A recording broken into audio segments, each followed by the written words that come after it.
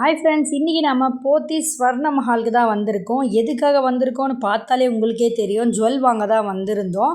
எனக்கே தெரியாதுங்க. தெரியாமல் கூப்பிட்டு போனான் என்னுடைய பிரதரு. எனக்கு இல்லை, அம்மாவுக்கு சர்ப்ரைஸ் கொடுக்கணும் அப்படின்னு சொல்லிட்டு. ஆனால் எனக்குமே ஒரு சர்ப்ரைஸாக தான் இருந்தது. எங்கே போகிறோன்னே சொல்லாமல் கூட்டிகிட்டு போனால், சரி ஏதாவது கிஃப்ட் ஹேம்பர் வச்சுருப்பானோ இல்லை நகை தான் வாங்கி தரப்போகிறானோன்னு ரொம்ப எக்ஸைட்மெண்ட்டாக இருந்தது. அதுக்கப்புறம் தான் தெரிஞ்சது அவன் மந்த்லி பே பண்ணுற மாதிரி பே பண்ணி ஜுவல் வாங்குறதுக்காக சேர்த்து வச்சுருந்தான் அப்படின்னு சொல்லிட்டு. யாருக்கிட்டேயுமே சொல்லவே இல்லை.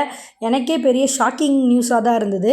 சரி, இயரிங்ஸ் தான் அம்மாவுக்கு வேணும் அப்படின்னு சொல்லி அம்மா ரொம்ப ஆசைப்பட்டாங்க. அவங்களுக்காக அதையே வாங்கிடலான்னு சொல்லி நிறைய டிசைன்ஸ் கலெக்ஷன்ஸ்லாம் பார்த்தாங்க. நம்மளுடைய டேஸ்ட்டும் அம்மாவுடைய டேஸ்ட்டும் ஒத்து போகவே இல்லை. சரி, அம்மா தான் போட போகிறாங்க, நம்மளா போட போகிறோம், நீயே செலக்ட் பண்ணிக்குமா அப்படின்னு சொல்லிட்டு அம்மாவுக்கு எது வாங்கலான்னு டிசைட் பண்ணிகிட்டே இருந்தோம். எனக்கு இது ரொம்ப பிடிச்சிருந்தது. ஆனால் அம்மாவுக்கு நல்லா கொஞ்சம் ப்ராடாக வேணும் அப்படின்னு சொல்லிட்டு கடைசியாக இதே ஃபிக்ஸ் பண்ணி வாங்கிட்டாங்க. அதுவும் எனக்கு நல்லா தான் இருந்துச்சு. அதுக்கப்புறம் வெள்ளி செக்ஷன் போகலாம் அப்படின்னு சொல்லிட்டு போனோம். அது என்னுடைய பிரதர் பிரேஸ்லைட் அவன் ரொம்ப நாளாக பார்த்துட்டு இருந்தான். சரி, அதை வாங்கலாம், ஆல்ரெடி வச்சுருந்தான். சரி, அதுக்கப்புறம் இன்னும் கொஞ்சம் ப்ராடாக வாங்கலாம் அப்படின்னு சொல்லிட்டு போயிட்டு பார்த்தோம்.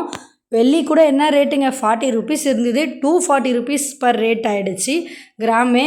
சரின்னு பார்த்துட்டோம். அதுக்கப்புறம் இதையே வாங்கிட்டோம். இயரிங்ஸே வாங்கிட்டோம். அம்மாவுக்கு பிடிச்சிது.